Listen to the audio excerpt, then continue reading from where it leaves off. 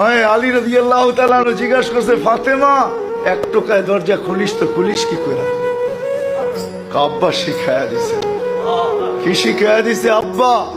আলী সারাদিন পরিশ্রম করে আসবে, ফাতেমা দরজা যেন 2 টোকা দিতে না হয়, এই জন্য তুমি আসার আগে দরজায় পিঠ লাগায় দাঁড়ায় যাই, টোকাটা দরজায় না পড়ে যেন আমার পিঠে পড়ে, এটার নাম সুখ।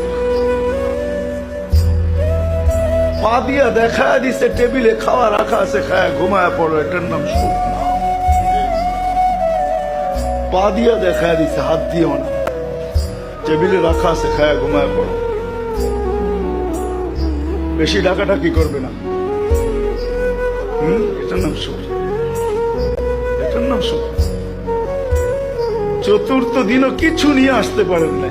এটা এক ঘরের না, প্রত্যেক ঘরের চিত্রই এরকম ছিল। মাসের পর মাস চুলা জ্বলে নাই, তারপর স্বামী যখন ঘরে ঢুকছে, সাররাত ওয়া তাবাসসামাত, খুশিতে নাচতে ছিল আর মুস্কি মুস্কি হাসতে ছিল।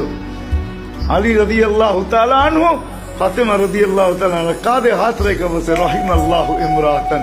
ফাতেমা 4 দিনের ক্ষুধার্ত, চুলা জ্বলে নাই, ঘরে খেজুরের বিচিও নাই, পানি ব্যতীত কিচ্ছু নাই।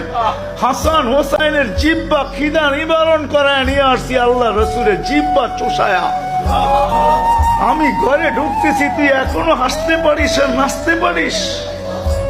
বলতে নাচবো না কেন, হাসবো না কেন, তুমি তো আমার বাদশা।